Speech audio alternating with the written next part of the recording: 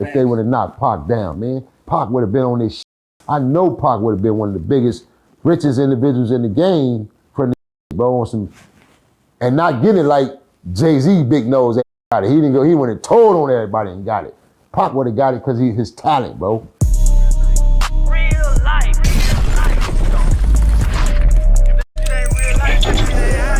It ain't real life. Just say real life street stars. Know what time it is. If a cat really want a cat, he can come get him, especially if he got some money. Right. If it's money right, he can come get you, man. Right. Were you able to make peace with your enemies? It's crazy you say that. Majority best of them, a lot of them, shit, I mean, you know, I'm here, they not. Right. So that's my peace with them. I'm here and they not, but. Does the hatred? But because of families, right. And people I know that they were their families, you know, they carry that hatred from me. Right. You know what I'm saying? Even my change today, see, those are the obstacles that I say I deal with. Some things that might pop up here and there because niggas know, oh, he changed his life. The nigga ain't out here on no wild shit no more, because that nigga was one of them niggas that hit you in broad daylight in front of everybody. He wouldn't give a fuck who looking, none of that. If he want you, he gonna come get you. Right. That type of shit. So it's like, knowing that ain't my life, it's like, you can feel it, you can see the hatred, you know, sometimes, you can see it. And see, one thing about me is even though I'm retired out of that lifestyle, but my mentality and my mind is not. Because I know so many people and I know so many soldiers, I'm glued to the information, but I'm not politically involved or entwined. Right. I'm not voicing, I'm not being boisterous, none of that, because that ain't my life. Right. All I do is give advice to my young niggas. If anything, little homie, come up out of that shit. Right. You can do better. Almost like a retired veteran or something. You feel me? That's exactly what I am. Right. Feel me? So it's like now it's more or less, I try to influence my little young niggas, man, like dog. And even when I was in the game, I'm not a crash dummy leader. I'm not finna just put you on, nigga, just cause, oh, I see this little nigga, he gonna go. I don't even want him. I don't want him, I don't even want that kind, cause that's gonna be the first nigga gonna fold. Guarantee you. I'd rather get the cats that I know we condition. When we all condition, we condition together. We all was testing each other. From fighting to shooting, put the work in, we was testing each other. Those are the type of cats I grew up with. Just to bring it back, when I was talking about the devil worshiping, we're not gonna harp on that, but what I do want to ask about is, when we were talking about the devil worshiping, were we talking about Big Evil and Sinister? Those are the homies. And see, I just didn't mention them, but that's another set of crew you probably was supposed to be talking about. Right, because it wasn't just us. Right. In the city, it was a few crews. Right. But them was definitely the homies, definitely, man. So them you kind of grew up with them? Yeah. Oh, okay. From the streets, in the system, straight hitters. Right. Straight hitters, both of them. Hitters. I was gonna say, man, talk about, okay.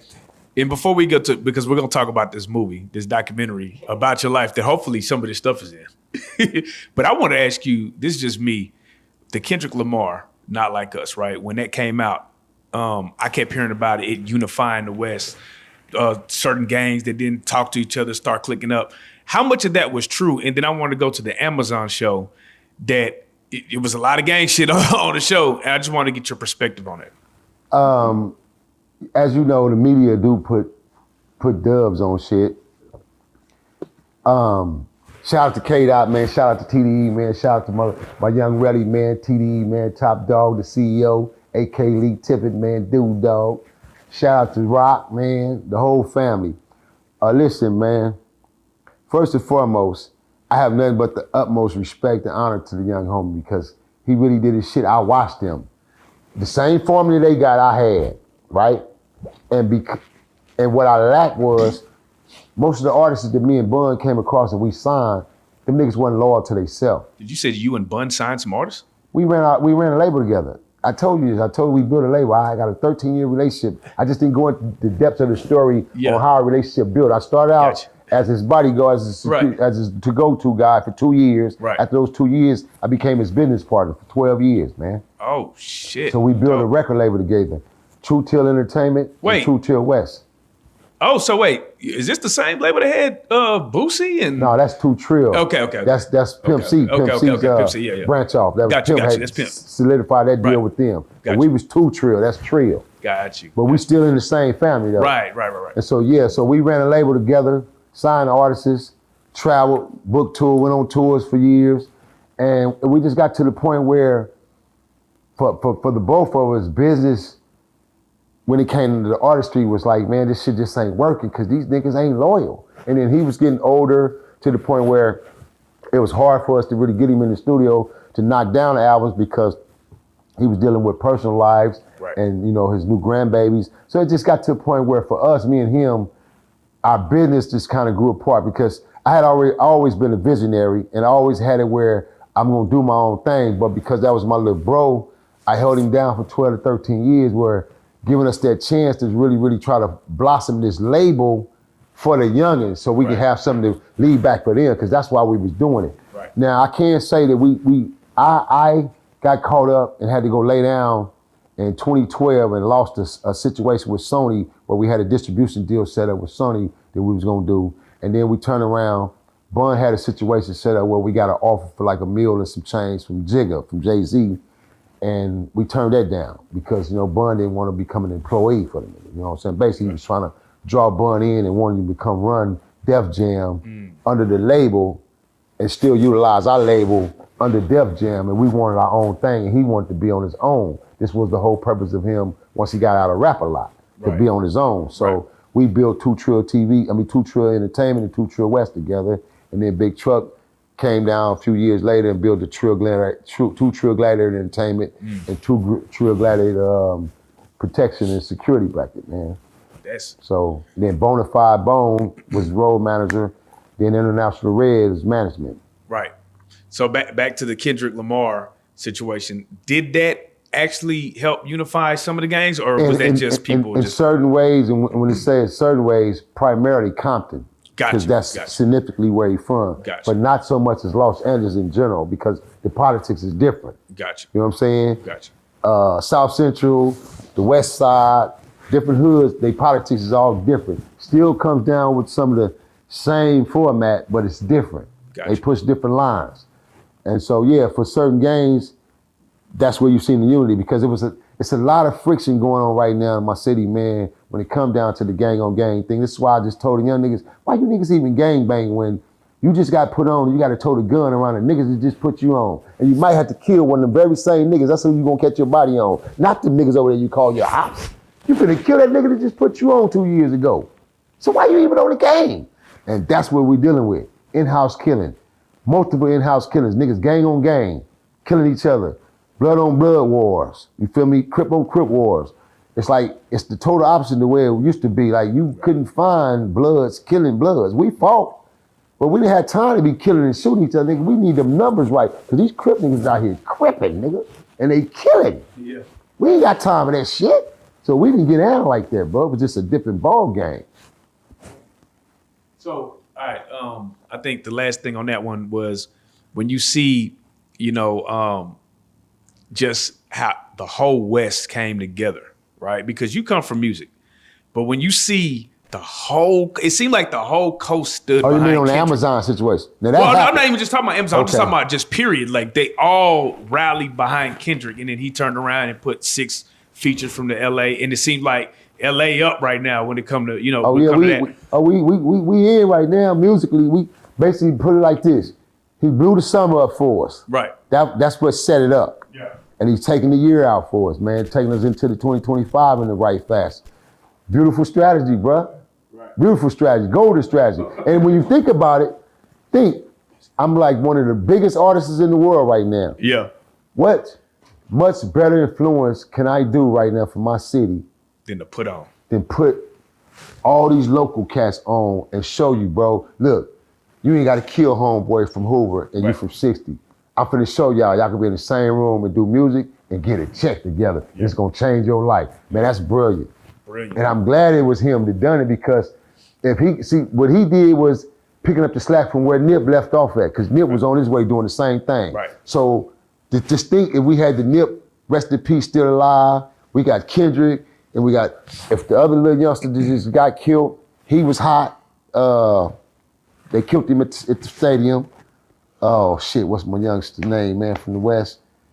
He's a rapper, man. Y'all know who I'm talking about. Him, but he you talking about, I know exactly what you're talking about. he had a good, strong influence. Yeah, goddamn. He was from the IE area, the Valley area. But he had a good, strong influence. But I'm just saying, use him as an example. Where all these youngsters were able to come together, now that would change the game for our youngsters and our youth for the day. Because now they're changing the narrative for them. So the more Kendrick do that, it changed the narrative for these youngins to bring them together, bro. Like Draco. Look, we can work, Draco. Yeah. Like, look, homie, he right though. That's like, we can work together. Then why we gang banging? Why we even banging against each other? Let's get the money. Yeah. Let's build. But see, the worst thing of it all is disloyalty. You may have 3 of those cats in the room that really, really want to get down with the business and work. You got the other 7 or 8, them niggas plot because they looking at the change.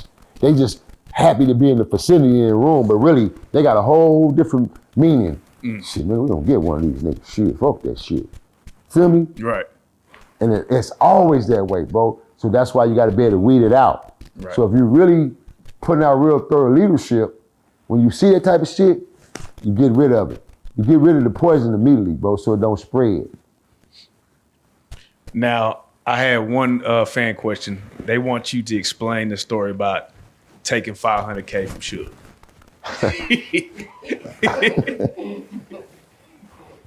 Well, I put it like this, man. Allegedly, I didn't take anything. I took it in a professional manner. Me and Rat Dog, rest in peace, and AK Top. We was all business partners. We all started our first production company together. Believe it or not, we were all teammates together. Yeah, we started out. That's my young. I grew up under. Him and my little brother was best friends, man. Him, his relative, little hit, rest in peace, and my little brother all grew up together, rest in peace. Me and his relative is best friends / relatives. So we family practically. Uncle Mike, Conception, all we family. So basically, what happened was I was introduced to a situation. Rest in peace to the big homie Terry Carter. I was brought to the table, man. And so, yeah, we put the introduction down, and I got at him, man, and the situation turned out real velvet to where we walked away with a production deal of $500,000. That $500,000 was in fashion for productions and our video costs. Then we turned around and got another $250,000 for video shoots. So basically, 700 some change. And again, we didn't go in and just take it at gunpoint and just take cash in that aspect. It was done in a sophisticated manner because that's how I think, that's how I operate, that's how I move. Just put it like this, man. I can't put it to you no other way, cut and dry. It's an old such thing called distorted getting distorted. Another line meeting another line.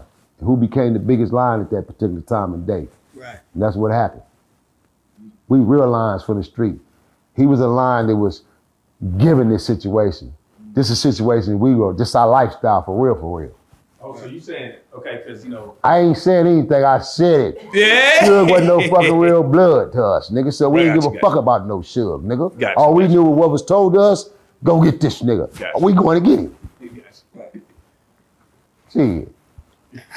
How did it affect you when you saw Nipsey Hussle get killed?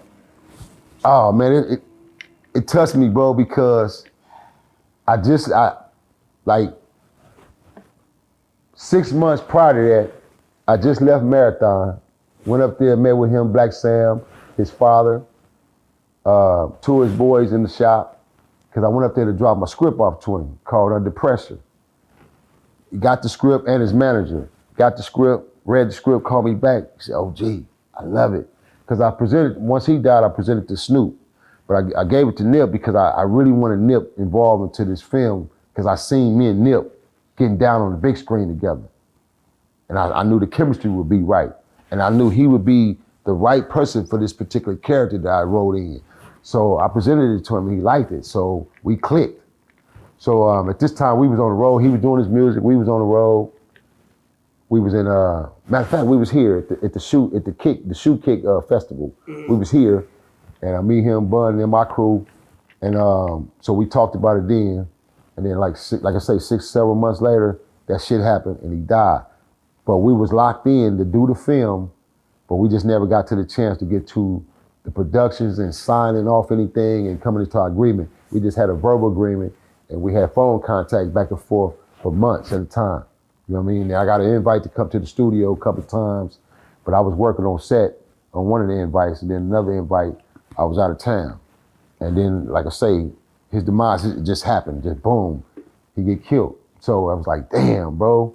And I was moving on that move quietly and secretly because it was something that I wanted to really be proud of once I clinched it down. Like I got this young hot nigga Nip.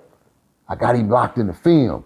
Then I went over here to Universal and I got the budget on this motherfucker. It's going down, man. And it just, everything, not only him, I got a letter of intent from Exhibit. I had Exhibit in it. Got Exhibit wrote in it. Bun was in it, doing a cameo in it.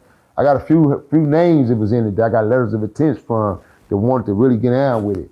And I didn't pursue it from that point because Universal had lost interest when Nip passed and I'd had Nip connected to it because that was my primary way in. Because he was like coming up in the game at that time, he was hot. And his name, he was creating a buzz around the city. Right. Is there any rival back in the day that you respected that you probably wanted on your side? Say it again. A rival that you respected that you could have probably wanted on your side. Like, man, I wish he was over here with us. Yeah, shit, Monster Cody. Right. Mad Bone from A-Trade Gangsters. I mean, that's a gang of them. Like, nigga, you get on this side over here. Because they was bruisers, fight. Big Mad Bone had hands like a grown man. We was in YA, 16, 17 years old, man. This man had hands like a grown man, and he looked like a grown man. Right. With a grown man voice, all that, man. From A-Trade Gangster, a bruiser, man. You feel me? So yeah, man, it was a lot of them, bro, that I knew like that, man. But I respect them and love them, man, as to who they are because they were who they were, bro. Right. You know what I mean? Is there any of like your partners from back in the day that you still keep in contact with, or like, you know, maybe like Big Evil or something like that? He's been locked up. Have you ever went to go check on him? Or? I haven't spoken to Big Evil or seen Big Evil since our late 80s, going into the 90 days. Right. To be honest with you. Sinister, different thing. Seen a couple times. Seen used to come in the studio with us, so he was on 83rd, 84th over there with the homie K Dozer, you know what I'm saying, we rapping. They said Sinister was like a fool, but very respectful. Man, listen, if he walked in the room, if you didn't know him instantly, it's just like myself, we just, it's something about individuals, they just carry that certain aura about themselves. So if he walked in the room, you're gonna instantly look at him like it's something about this dude right here. But you gotta read him because you ain't gonna just tell off top. Cause he's smooth, you know, he talk real quiet like type, he's smooth, smile. But when you look at the nigga, like this nigga really look like his name, man, like a Sinister, man. Right. And then as soon as he get on that microphone, get the speak, you go, yeah. Oh, hell no, man, this nigga, yeah, he's this real Sinister, you feel me? Right. Because that's his flow, you know what I mean? And then what about Big Evil's demeanor in person? How was he? Kind of the opposite. Total opposite. Big E was a smasher. Just a real smasher. And a thinker though. Right. Straight thinker, definitely a thinker. Smart, intelligent. But like I say, a lot of us, bro, back in them days, you know, just like the homie Weeble Wobble, rest in peace, from they hood, Swans. Right. Another hitter. Reno, rest in peace. You got Pee Wee, D3AD. D3AD was one of the first cats. His bodies, he jumped over a wall and knocked down these niggas. He said, nigga, you know, it used to be this little coin we used to say, aha, fooled you, nigga, this is Pyru. Feel me? And so he killed these dudes and he went in for bodies. And so it was just like, it was a lot of us growing up in those era and those times, like I said, because we were Bloods and we chose that lane to become Bloods, we had to be extra violent. Right, yeah, and that's, yeah. Feel me? Like that's why I said in my video, I said, y'all think 4 Extra, y'all be looking at the young nigga 4 Extra, taking nothing from him. But see, niggas like us, we wouldn't turn down on nigga like the young nigga 4 Extra. None of that shit, cause he would be really running to his match fucking with real niggas that was just as 4 extra out than he is. Right. Bloods and Crips. Because that's how we really gangbang. So that's why I give him his props to say, he before them young niggas in his era, he really gangbang. Them niggas ain't gangbanging. Right. See, he on some, coming from where his G's come from, he really gangbanging. Off the back, nigga. Off the back, I'm coming in, I don't give a fuck, off the back. That's how we were. Off site, nigga. We ain't none of that, oh, he 18. He finna get his 18-year-old ass whooped. Because that nigga's a real Crip or he a real Blood, and he shot somebody. So we getting him. What was the what's the word? Like when people died, like what was the age expectancy back in the day for you? 17, 18. That's 19 at the most. right. 25 in my mind, 25. So just imagine you're 20, you're 21, and you already tell yourself, shit, I'm 25 as a rap anyway, I'm gonna die. Right. I'm going at 25 because that's the equivalent of us. We ain't living over 25. Back in the day, was it more loyalty against like your partner? Because like nowadays, your partner might snake you. Was that still going in then? Oh, that's a big thing. Or that was like It was rare. It happened. Don't get me wrong. But it's a shit today is a disease. It's like, it's the thing to do. right. Nah, bruh. Nah. Like could you trust? Too many of us spent the night in each other's houses and knew our mothers, bro, Right. personally, really emotional mothers, did Christmases, holidays, and ate with the families type shit. I can't go kill this dude or set him up for a robbery, man. It's really my boy, man, like my brother. You feel me? It was loyalty, bro. It was real loyalty. Do you think it's the drugs? Like, what do you think made it to get to this point? Definitely the drugs. Definitely drugs. Any drugs is gonna control the situation in the atmosphere, bro. We know that because don't nobody control the drugs. Can't nobody on earth beat that family. Nobody beat that family. When I say that family, I mean the drug family. Fentanyl, pills, Sherman, angel dust, you name it. You can't beat that family, bro. Right. Heroin, you can't beat that family.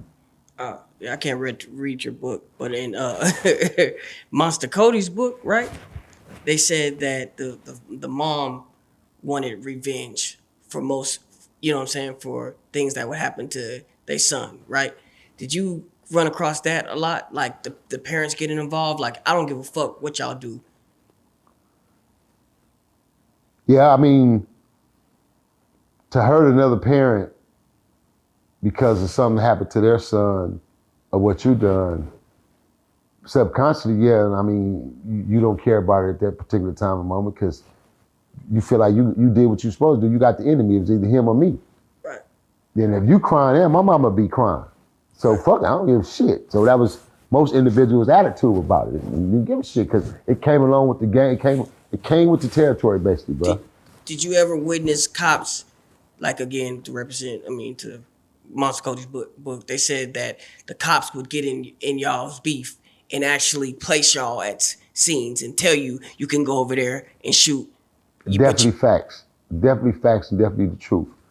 We got Crip police and we got blood police, bro, in LA right now in existence, today, right now. Damn.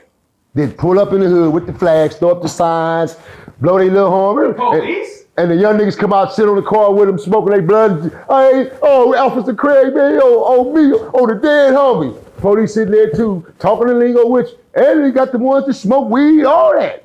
It ain't a game, bro. It just ain't broad. You don't see it, but it happens. It's right there in reality. Real facts. Prime example, during our era of the 1992 peace treaty, bro, they were so mad, like how dare these fuckers in Watts go to war for over 20, almost for sure 2 decades, going into their 3rd decade. Who the fuck told them to get smart and become pro-black and militant and come together and go back into a village? Because that's exactly what we did. Watts became a village, meaning now I don't give a fuck what color you go. You can go from this side of the projects all the way over to the Jordan Downs, to the PJs, to Mona Park, Hat Gaines, Deuce Bishop Hood, the Bishops, the Brim, and come back. Because it was real peace amongst our communities. We saved life for 12 consecutive years. I have to say this and put this out here every chance I get. Because we never got our credit, the media didn't publicize this. For 12 years, 12 straight years, I, myself, was one of the main advocates and reasons why we saved lives in our community in Watts for 12 straight years. Wasn't no black on black crimes. A nigga couldn't get robbed by another nigga. Wasn't no murders for gangs, for sure. We statistically, shit dropped. Wasn't no Watts gang murders. It was happening in South Central, Inglewood somewhere, outskirts, but not Watts. Our numbers dropped statistically, bro. So now when that happened, the LAPD, they budgets started coming up because they now giving the budgets to programs for us, for resourceful programs. They said, oh no, shit, So what they did, that's my phone.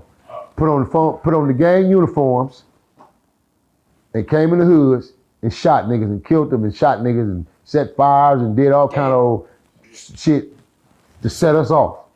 But we had to be smart enough to host these meetings. Every time it happened, we had to get together instantly and host meetings. Niggas had to come from here to there and come into these meetings, bro. It wasn't us.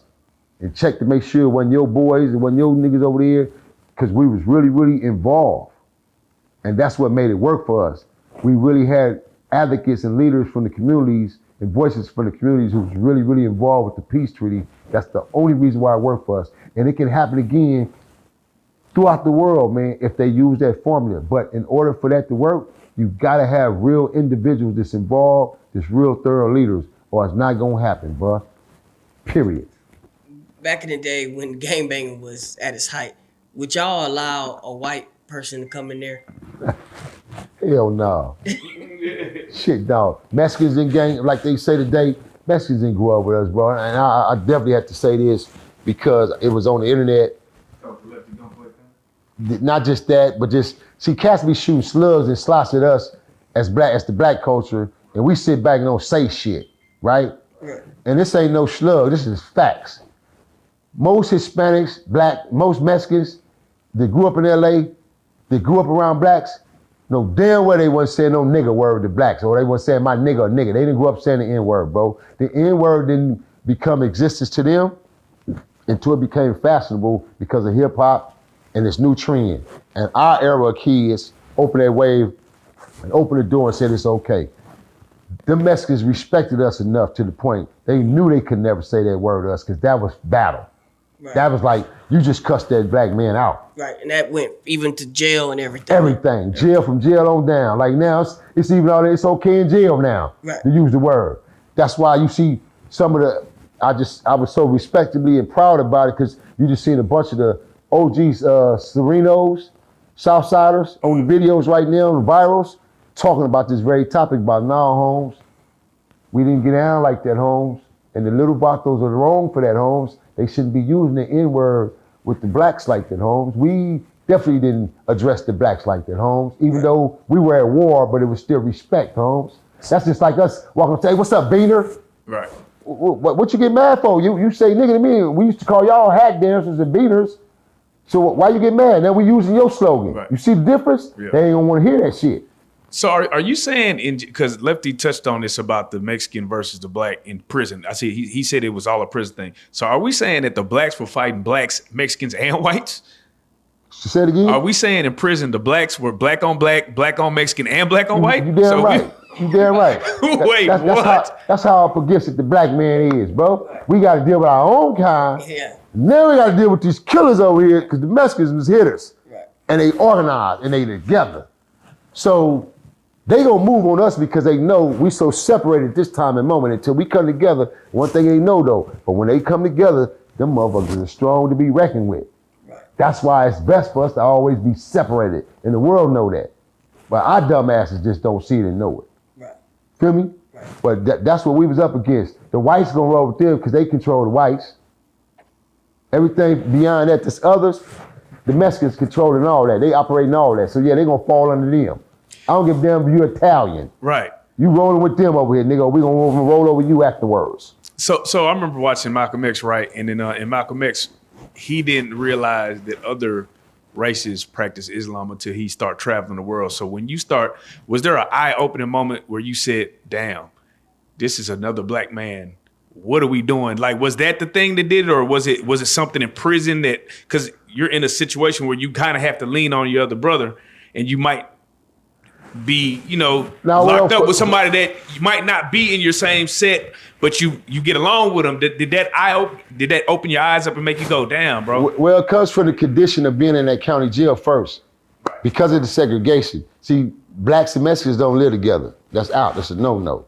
They got their own modules. We had ours. Christian Bloods end up having their own models of segregation because the impact of the volatile and the violence.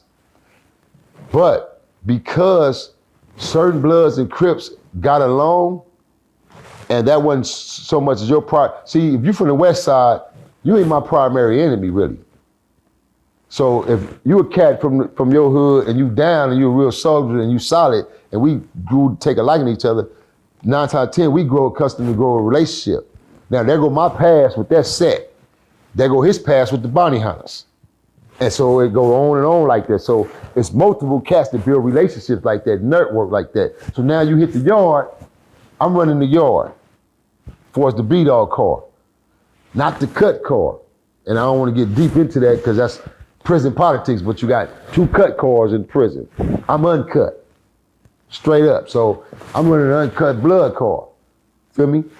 Now, you got cats over here, this particular cat running the car, but I know him. Me and this nigga come up in YA together. Oh, that's my boy. So now we come together, have a meeting, we simmer everything. It's all pro-black now, but we together. I know they shot call, I know my boy over there. If anything go down, we're gonna discipline our own, they gonna discipline their own, so we can keep it pro-black. Keep it together, because we gotta keep it that way, bro, because we up against it. We got 3 different races up here we up against, bro. We gotta keep it that way. We don't keep it that way, we lose. Both sides, Crips and Bloods, because we gonna be the niggas that sacrifice and get killed. We gonna lose bodies from both sides, because we ain't together. You know what I'm saying? Which is the smartest thing for us to do. But what kills me is why we don't trigger that shit to the streets and keep it that way. Right.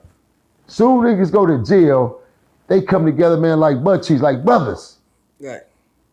Why can't we do that shit on the streets, bro? That's a good question. You know what I'm saying? Right. It's like that shit is crazy, man. Like right now today, cats go to jail. You got all these young niggas in the county jail. They cliques. They ain't gangbangers no more, they cliques. That's why even on the street, niggas ain't really hoods no more, they cliques. Right. You don't even know who you fight against no more because you got Bloods and Crips mixed up. I go, wait a minute. That nigga just said blood cuz each other. I'm like, what the fuck? Right. You know what I'm saying? Like I didn't grow up, Crips couldn't cuz me, homie. I don't give a fuck who you was. You wasn't cousin me. It's like me and Master Cody didn't sit back and hold conversations with me. Yeah, cuz, I'm blood. No, we was intelligent enough to be able to speak with integrity as men. Right. That's what any solid Crip that I knew. It's like myself, blood. I don't finna sit there and be blood, no Crip, nigga, back to back, yeah, blood, and that's that super shit, man. You know what I mean? That's what we used to call super bloods or super Crips, with all the extra shit. And 9 times out of 10, when the phone go down, he ain't gonna be the nigga on the front line. Right. When did the Asians start gang banging? Great question. Early 80s. Oh, so they was gang banging. Banging. The reason why? Them Southsiders was on they ass. On sight. On sight, bro. And them little Asians was little bitty motherfuckers, but they was fighting back. Right. But them Southsiders was so numbered. And what happened was, it increased from Long Beach.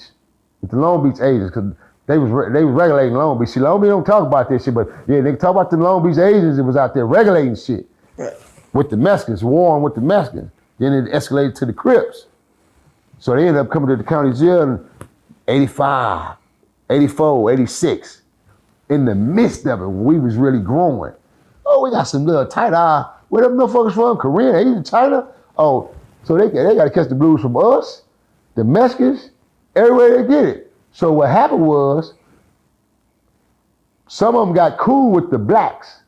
So a lot of us, we cling to them because Sacramento had a chapter up there that was B-Dogs. Right. So we ended up respecting the ones that was Crips. We didn't fuck with them. We didn't mess with them. We just gave them passes. But soon they came to that county jail, boy, you walking through the visit rooms, going down to the county jail, the courtroom, 3:30, 4 o'clock in the morning, all you hear, you hear that whistle going up. Tank out the tank. It's going up, man. They on them Asians' ass. Right. On them, man. Until where them Asians got sharp, boy. They got so deep. I don't know where the hell it was a crew from Sacramento and Long Beach. And what happened was they started getting imported from Asia, actually Asia. So when they came, they was extorting their own people. They was smashing their own people. That's how they started coming to prison. They were smashing their own kind. So they start building. That's how they start building their money and generating their money for their guns and their operations. And once that happened, they got deep and they got structured and they got like the Mexicans. They took the same Mexican formula and became structured, bro. And now that's where they at right now today. That's why they so thick and volatile like they are. Man, I want you to touch on this documentary that you got coming out. Cause you got that's big. You know what I'm saying? You got is it your life story or what is it gonna be on the documentary? I know Hey, yeah, shout out to my director, man, partner in crime, executive producer, man, Will Curry. Shout out to my cast, my crew. Yeah, man, we finna hit y'all upside the head 2025. The teaser be out by February. I had a teaser in your hand, Jeff, by February. The teaser be out, man. We're gonna knock y'all upside your head, man, with that, man, listen, man. That Netflix series, man, that doc series, bro. We going in, man. We going in, man. We going in. I'm finna hit y'all with the first pilot, first episode season, man. Netflix series, bro. And what it is, it's the life story of Bounty Hunter BJ, the redemption of Bounty Hunter BJ, man. It's the story of Bounty Hunter BJ, and it takes us into multiple characteristics and categories, man. Prime example, you have cats out here. I did an interview on Bun one time, and Bun made this statement that I kind of run with, and I kind of keeps it in mind at times. And he was like, he made a statement. He's like, yeah, man. He said, cats out here shooting cats, man, and then cats bragging about it. Real cats just don't do that kind of shit, man. Because then another nigga got to come back to shoot that nigga for shooting that nigga, man. I mean, just real cats just don't talk like that, man. You know what I'm saying? Just don't speak on those levels. You know what I'm saying? But at the same token, it's like the level of this film itself, it shows my characteristics of where I come from, how I started, and how I became Bounty Hunter BJ into these three alter ego characters. I was born as Curtis Johnson, aka Bounty Hunter BJ. How did I become CEO Nino Cappuccino? The story would tell itself. It's called The Hard 40, The Life of Bounty Hunter BJ. Y'all get ready, man. Netflix, baby. Bust you upside your head, man. I gotta ask you this. What was your thoughts about Tupac? Oh man, brilliant. I hate that. I hate the youngster died, man. My main thought, once again, and I respect him, got love for him, but if I was Mob James, Tupac would have never came to the row. If I was running the row and I was head of security and the bounty hunters had a part of it, Tupac would have never been a bounty hunter, ever. Right. That's the money, nigga. Anything that's the money, we ain't allowing them niggas to gang bang. Right. Period. Only niggas on this label that's allowed to be gang bangers was the niggas who came in and gang bang, was the Long Beach niggas. Right. And Lil Stretch, shout out to my little homie Lil Stretch, A.K. Bolo, one of the hardest rappers alive still right now today, man, banging on wax. My young soldier. Them the only niggas who came in banging, G-Pops, feel me? The realest, all them little niggas, the relatives, they came in banging. So that's why they music depict their characteristics, because that's who they really was. You know what I'm saying? Them the only cats. Other than that, Pac should have never came to death row and became no mob shit, man. Pac was the money. Pac should have came, which was his whole game plan. Let me give bro what I owe him, which he did that. And let me spread my wings, which he was on his way to do just that. Spread his wings and run his own shit, because that's the level he should have been on, bro. He deserved that. That's the type of artist he was. He wasn't just no artist, he was a growing entrepreneur, businessman as well. And those are the levels he would have been on right now today, bro, if they would have knocked Pac down, man. Pac would have been on this shit. I know Pac would have been one of the biggest, richest individuals in the game from this shit, bro, and not getting it like Jay-Z big nose ass got it. He went and told on everybody and got it. Pac would have got it because his talent, bro. His raw talent. You feel what I'm saying? What you looking at me like you finna back up and ask what you mean? No. No, we safe here. Flip-flop. Did you ever run into a flip-flop while you were gang banging? Who? So I guess that's a word that we probably use in Dallas, like someone that would betray to be a blood. Oh, you say flip-flop? Yeah. Oh, y'all use the word flip-flop? Oh, we call it switching reels or crossing over. Yeah, like did you ever run into that someone? But you know the movie Colors, and the nigga put on the shit, and then they. Yeah, I mean that happened a lot all the time. I mean, you had to infiltrate that. For example, the police would take you and literally throw you in the enemy hood. right. And if you got on all red, you think you gonna keep that shit on and try to get up out of there? You gonna take that shit off and tuck the road and be like try to walk normal. And them niggas be saying, hey nigga, where you from? Nigga run. Right. You know what I'm saying? Right. That's where I'm from. I'm out here. Yeah. But no, yeah, man, it happens, but you can't cross over from gang to gang, bro. It's rules to that. Like, the crazy part about it was for us, we didn't accept Crips becoming Bloods. It was hard for us to really accept Crips turning blood. And the only reason why we accepted, because 9 times out of 10, most Crips that turn Bloods, them niggas was some of the coldest hitters. They became some of the coldest hitters. Why is that? Because they hatred for the Crip Alliance or whatever the rules and whatever they was under at them times wasn't right to them. So being a Blood, these niggas is more together. They unified. They unity, bro. They locked in together. Us, it was separation. It was like triggeration. So it was like, Damn. So how would that happen? Like a nigga just get, hey man, I ain't no Crip no more, man. Fuck that shit. Like how does that work? Like, you know what I'm saying? Like, cause I'll be like, let me line this nigga up. great question though. How does that work, huh? Well, what happens is most cats do just like Hightower did in Colors. Yeah, right. He was infiltrating there with all the Crip niggas with the colors on, Yeah. slanging dope. Yeah. That's how a nigga he'd slide in your hood. He'd slide in your hood with that one nigga he know. Right. But the one nigga ain't gonna let everybody know that this nigga used to be a Crip. He's gonna tell this is my boy, man, it's my nigga. So what happens is the politics shit kicks in and they find out, like they did on the Cookie Monster. Right. You feel me? Y'all, the Cookie Monster, I'm talking about C-Mac. When you hear me say Cookie Monster, that's what I'm talking about. Yeah. When they found out C-Mac was a jumper, a switcher, a crossover, feel me? Okay. Because the internet. So that's the only, if he would have been on the internet, 9 times out of 10, it would have never came out that way because his name wouldn't have been that broad. He wouldn't have had that kind of energy where people was focused on him like that to where they said, wait a minute, who is this dude and where he come from? Yeah. You know what I'm saying? What's his original? What's his originality? So once the internet got way into it, they ran with it. Right. So that's what happens when you switch reels. So for us, like I said, when it came to the Damus, we really had big rulings and rules about that shit to where most Crips, we wouldn't allow them to cross over into our car.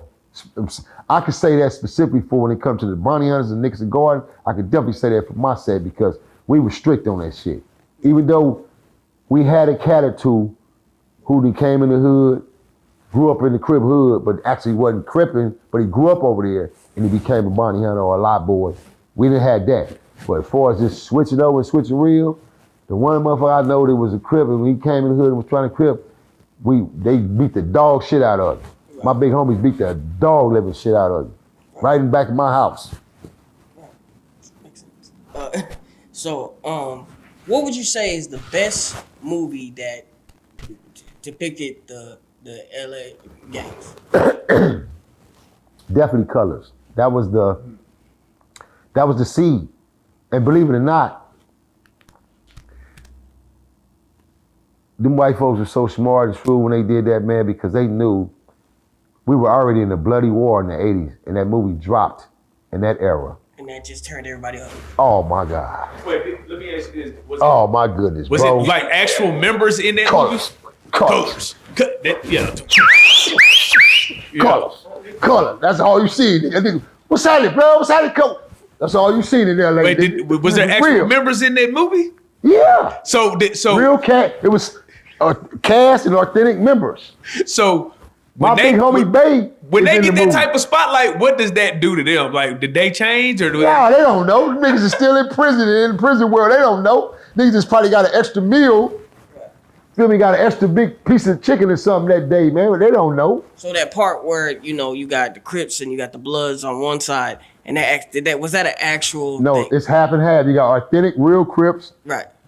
Mixed with cast members. No, what I mean, extras. I mean, in the jail system, would it have worked like that? Oh yeah, that's how our modules used to be. Like when we first started and they segregated us, when we kicked off 3500, we had Able Charlie Roll.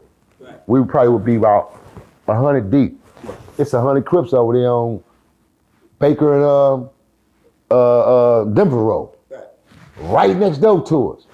So when we come out, we seeing each other and it's on. It's classic. So that scene you seen in Colors, that's how it was in the county jail. We niggas would literally come out, you can see niggas giving it up through the bars and going to visits and, you know, chanting and all that. So yeah, Colors was definitely a major influence to the gang culture. Menace to Society didn't have anything to do with gangs. That wasn't a gang influence, gang culture film, basically. That film, I would say, it really depicted the hood and certain scenarios of the hoods. And it just showed this one particular character, how characters are in the hood, how they become menaces. What labels you as a menace? Right. That nigga who just don't, that old dog nigga just don't give a fuck. Yeah. You feel what I'm saying? And so you had a variety of menace to society niggas like that in LA. So it was multiple. Right. Wasn't just no one. So you had a variety of them. So that's what made it so dangerous. It makes it volatile because of that. How many of those boys in the hood stories, like Ricky when he got shot, how many of those happened in LA? Okay, now, I was getting to that. That was my third pick, like third and final pick. But The Boys in the Hood. Yeah. well, actually, Boys in the Hood and then Training Day would have been my ending, my last of it. But Boys in the Hood, now Boys in the Hood takes a deeper depiction as far as giving you the significance of the communities in the neighborhoods and that gang aspect. So that's what Boys in the Hood did. But it still didn't give you that gravitation that Colors gave us. Like Colors gave you the raw. Oh, this is what these niggas, this is what it's really about. The colors. These niggas ain't really standing on no principles, and these niggas are standing on dumb shit. Red and blue. You feel me? And they serious about it. Right. You hit them, they hit you. So it really, really depict our lives. That's why we cling to it and we loved that shit and we was chanting on. Bro, I know a dude right now still in jail right now today because of Colors. Right. He went and shot some Crips up in the movie theater, bro. Real true fact from the West Side, Power Rules. Shot him up in the movie theater, doing Colors, in prison behind Colors, bro. Damn. That's how strong of an impact that film was. And now, so yeah, Boys in the Hood was a great film. It gave us, you know, good significant meanings. But then come down the line, taking us into, out of the 90 era, coming into that millennium, Training Day gave us that new era. Yeah. Okay, this shit is still going on, man, in LA. And this is how it's going down. These the roots. Oh, shit. Pinafore, the jungles. You coming to jail, this how it is, nigga. One way in, one way out. Yeah, that's true facts. Right. Real life story. Street built just like that. And you gotta be a real one to even go in that street, nigga. A real blood, real anything. You can't just be a blood just because you're a blood, you gonna pull up in there. Nah, man, you gotta be a real one, nigga. So that part when Macy Graves, she hollered at, hey, that's whatever. That's the PJ, the Right. Superior Court House Authorities. So back in the day when you was growing up, was there a female that could be like, say something and y'all just don't get the busting? That's just what it is. This is what it takes us back to the village. Right. We gonna read from body language. Right. Because that's what we there for. We protecting this hood, this community anyway. That's why I made a speech the other day when I said, bro, we didn't tote guns for each other. Like, we sitting around right now on the block, you niggas ain't got no gun in y'all pockets. Y'all ain't the gangbangers. I'm the only gangbanger. Y'all my homies. So I got the pistol on, protecting all three of y'all. Anything come over here, I'm here to protect us. That's how we grew up. Only the cats that was on front of the sets tote the guns, because they the niggas gonna go put the work in. They the front liners. And that's the way it was supposed to be. Today, everybody tote the gun, because nigga, I don't know where it's coming from. Right, exactly. Yeah, it could be, yeah. Shit, my baby mama already told me this nigga said, fuck me, he been plotting on me anyway. I just ain't saying nothing to the nigga. That's why I got my gun. Right. That's how cold it is, bro. Right. So when someone would get hit, like innocent, would that start the war the mostly? Oh, definitely. That becomes the most volatile wars because of the innocent people, you know, the sacrifice of the innocents. Right. That hurts the worst. Because they, you know, the people who suffer who really, really don't gang bang and don't deal with this lifestyle, period. That's the worst of the worst losses, bro. Yeah. What do you say when you hear like in these lyrics, like the kids are saying, we don't give a fuck, granny, mom, daddy, we shooting? Like when you hear that mindset in these records and you see the youth, like, why do you think it got so bad? The wrong influence, bro. Just the wrong influence. See, they can't blame it on us. And when I say us, the 90s hip hop era, because the transition was different. The big wigs wouldn't allow that shit. They wouldn't let us do it. I got so much music turned down because of that. The fact that, it's too hardcore. We don't know how we're gonna market this. How are we gonna release this? So a lot of the artists couldn't do hardcore music. Now it became a money machine for them. This the only way you getting signed. Nigga, did you kill somebody? You been to jail yet? Oh no, we can't sign you. No, facts. We can't sign you. You ain't been to jail. You better go out there and commit a crime first and come back. Because we gotta be able to get that insurance package on you. Right. Or you been shot. We need you been shot at least once. You feel me? Let me see your wounds. Yeah. You gotta be real facts. Ain't no, I've been shot, but you ain't got no wounds. Let me see your wounds, man. But we wanna take pictures of it, all that. That's the mind frame that these labels is on, bro. At its height, which one do you think was the worst? The Chicago War or the LA War? Say it one more time. At its height, like, what do you think had the most? Which one was the worst war? Do you think? Overall, which era are you talking about? Your era, and then the. Definitely in our era with us. Chicago, definitely, it wasn't no comparison because, like I say, they wasn't on no gangbanging tip. Chicago, Shy was nowhere near on the level in this new millennium era, bro. You wasn't hearing about Chicago on no shit like this. Right. Them brothers wasn't down there shooting and toting guns like this. Them cats was structured. When Larry Hoover was on the street and all they leaders down there, man, from them cliques, them organizations, them cats wasn't getting down like that, bro. Blacks wasn't dying, bro, in Chicago like that. Well, I mean, that was our stupid shit, man. Right. So I mean, like your era compared to the new era of when Larry Hoover went away, and the Chicago. It ain't it's not no comparison, because if that's the case, then when our shit had structure, it was so volatile, but it had structure. Right. So it was very, very volatile. Like niggas was dropping and dying. It's innocents dying. So it looks so broad today because the innocent are dying. It's not gang bangers and gang members. See, niggas was killing gang bangers. Gang bangers literally was dying. Like this Pookie was ganging. What you out here crying and shit, and that nigga was a banger. Right. And you know it, and you in church, and my baby didn't do nothing about it. That nigga just split heads. Right. And he got what he was coming to him. They told him he was gonna get him. He knew it. He knew it was coming, that's why he was trying to get them first. See, niggas knew that and died with pride, because they knew the rules. Ain't no more rules, bro, so the innocent is dying. That's why so many, because the innocent is dying, bro. These kids don't even know why they even got a gun. They got a gun because they see this shit on TV and the internet. They hear it, they see it. It's the influence, bro. Right. And this would be my last question before we wrap it up. Is there anything that you regret that you did? Beautiful question, beautiful last question.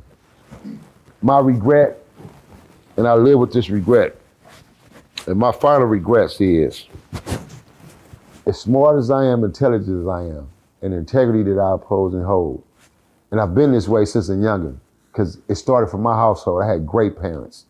I don't have the typical story, my mom and daddy was dope fiends, my mama was a hoe, none of that shit. I can't use that as an excuse. I told you, I would have never became Bonnie Hunter BJ if my parents didn't die, because I was too much trying to prove myself to my parents to become proud for my parents. I love them that much and respect them that much. So, my biggest and foremost regret today is the fact that I gave 30 years of my fucking life to these funky ass, punk ass streets that turn out this way, to where snitching is a style now. These niggas break down the differential now between telling and snitching. I didn't know that was a difference.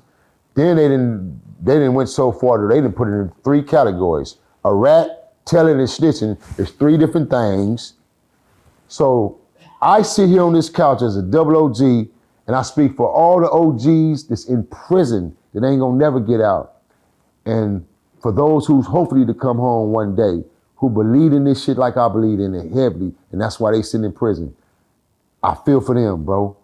And I regret that we gave our lives up to this shit, man. I regret that I gave 30 devoted, dedicated years of my life to these funky ass streets that ain't gonna give me shit back, and they ain't gave me shit back but pain, sorrow, gunshot wounds to the head, 44 hit with an AK 2 times, stabbed up, rat pack, stomped out. This is what comes with this gangbang shit if you're a real gangbanger. Feel me? So that's my life of regrets, bro, that I gangbang. As smart as I am, when I look back on that shit, I hurt other brothers. I made mothers cry. Sisters mad at me. See me right now today, they hate me. Even though they know I'm a changed person, I changed my life, you still got motherfuckers that say, man, I can't stand that motherfucker. Because of what I've done and not give me the apologetic moment of the fact that, you know, the man has become a changed man. But then it's those out there that know I'm a changed individual and I changed my life, who respect me enough and giving me that respect, and they see it and they said it and put it out there. Most of my people that really know me and the people that know me from the streets. I don't give a fuck what state and town it is, because I wasn't no nigga stuck in his hood. I traveled. I got it in. They know this who I really am. So to see my change and my growth in me, they know, bro. And I have to say I'm proud of myself, bro. And that's my biggest regret, that I took my leadership and my influence and became a fucking gangbanger, bro, and put that work in for the set. If I was in a position in life and I had to do it all over, based on the fact, because I was put into that position as far as gangs, I wouldn't take it from no other place but do it all over again. I had to do it in Nixon Garden Bounty Hunters. Man. Period. I would have never been a Crip. That was out the question. Yeah. I just didn't like their style, their rulings, they get down, none of that, bro. And that's my life regrets, man. And I said it right here on the blue couch, man. Hey. Real street life, man. Hey, man. And before we get out of here, man, again, we got a book, man. Let's promote that real quick, and let's promote the Netflix series. Please, y'all out there, man, y'all go get y'all purchase, go get your copy. Hit that Dorrance Publishing, go to the website, Dorrance Publishing, man. It'll take you straight to Dorrance Publishing. Hit that link, put y'all order in, man. If you want that 100-pack copy, just DM me, get directly at me. The 100-pack copy, it consists of 3 pieces of merch and one of the albums, man, produced by me and Bun B, man, executive produced by me and Bun. Has a host of great songs on there, big names from the industry, man. Something I've been sitting on and holding out on, bruh. Go get y'all copy, man. The Green Jackets. Hey, I just got accepted too also in a prestigious book fair in London that I'm invited to, so I gotta go to London. And then I'm also doing one at USC, man. Those are my first 2 book signings, big book offers that I got thus so far, man. So I'm looking forward to really, really getting this thing off the ground.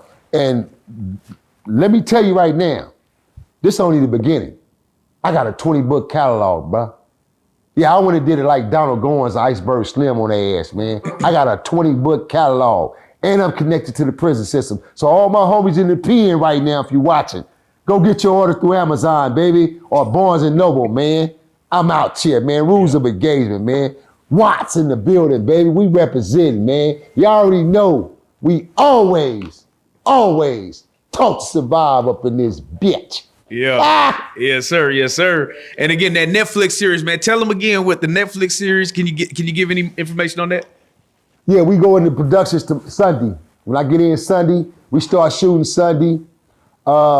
We in the full productions this month. As you know, the industry is going to hiatus, but we going into full production. We'll be shooting, start picking it back up at the hiatus in January. But we definitely gonna hit you guys with the teaser between February. By February, you should be getting the teaser. But we going in production Sunday, man. So I'm gonna probably give you guys a little bit of behind the scene footage, a couple of little clips here and there or something. I might share a clip depending on, you know, how we feel. But I'm gonna definitely give you something, man, to think on. Yeah. And so you can see as far as a visual. Yeah. But we coming at you, man, doc series, man. The Bounty Hunter BJ story, bro. The Hard 40.